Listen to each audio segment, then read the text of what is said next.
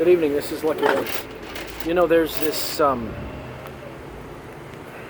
famous hypnotist and doctor named Milton Erickson. For those of you who don't know, he was an amazing, extraordinary, unusual man who did some very amazing things with hypnosis and did some very amazing things with the human mind. And his understanding about the human mind work baffled people. I even heard a story once. The way I heard the story was that he was so unconventional in his methods that the AMA tried to shut him down. And he went to go see the AMA board, went in to talk to them, and he hypnotized them all. And when he left, they all left him alone. Erickson said something about people that I think is really very true. That when someone came to him for therapy, he would work with what they gave him. And he told hypnotists and therapists to be grateful for what they gave you and to use it. So with that in mind, I want to point out something that I was sort of hinting at yesterday in the video that I did yesterday, actually in a bunch of the videos that I've been doing. And if you haven't figured out yet, the reason that I'm doing these new videos is because people have been asking me constantly, how do you get past blocks? How do you get past negativity? How do you get past blocks? How do you move past all this stuff? And what I've been doing here with these new videos is I've been challenging and questioning every teaching that I can that is, and questioning everything. Because if people are stuck, it's probably because they're sticking to an idea that's not serving them anymore.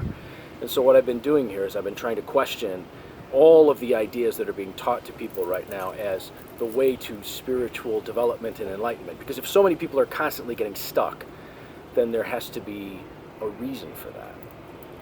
And one of the things I think that is the big sticking point is that people don't know their own motivations. They don't know what motivates them. And I see it all the time in my work with hypnosis. It's like they want to lose weight. They want to become more attractive. They want to achieve their goals, and they don't understand their own motivations. They're trying to use someone else's motivations to get them to do something. So for example, there may be people out there who are telling you that you have to be all about love and joining with people and becoming this great oneness, and you may not find that a sufficient motivator. Maybe for you, righting a wrong is a sufficient motivator. Or maybe for you, development and success comes from wanting power or wanting to be respected. And for a lot of the spiritual teachings out there that are being taught, I've noticed that a great many of them like to put certain motivations down as dark or as evil or as not right or as low vibration. And I think that going with what I was saying yesterday, you have to start with where you're at, figure out what your motivation is and what motivates you, and recognize that that's okay. It's okay if you want to be motivated to show someone in your life that you could do it. There's nothing wrong with that. If you're motivated by a desire for greater power, greater independence, whatever it is, that's okay. You can go with what you have. Some people are motivated by some things, some people aren't motivated by the same things. So I think a lot of the reason that people get stuck is because they try to value someone else's motivations. That may be their values, it may not be yours.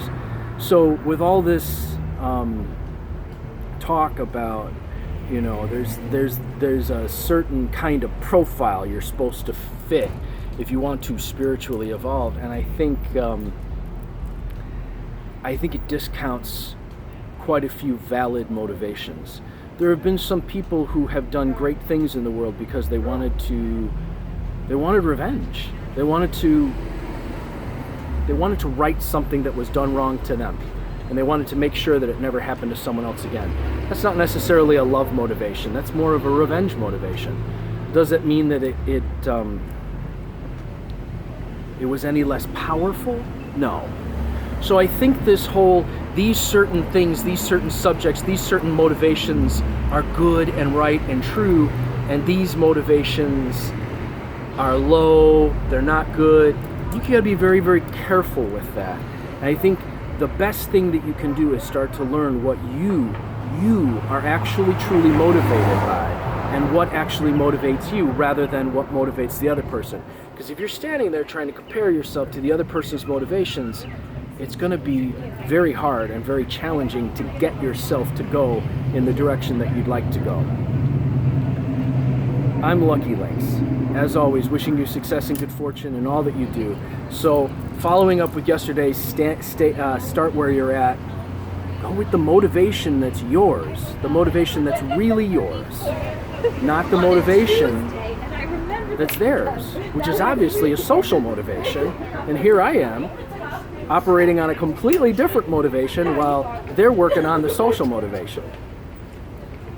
Wishing you success and good fortune in all that you do. If you'd like to schedule a reading with me, 779-302-8009 or conjurehope at gmail.com.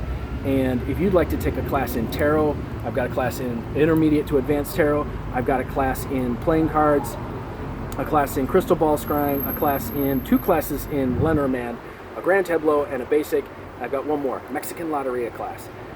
If you'd like to take a class, or if you'd like to schedule a reading with me, or if you're in the Bay Area and you want to do some hypnosis, we can do that too. Contact me, and remember, get out there this weekend and figure out what it is that motivates you, not what motivates that guy. Because what motivates that guy may not be the same thing that'll make you succeed. It may just be the thing that makes him succeed because he's the one that's motivated by it, not you.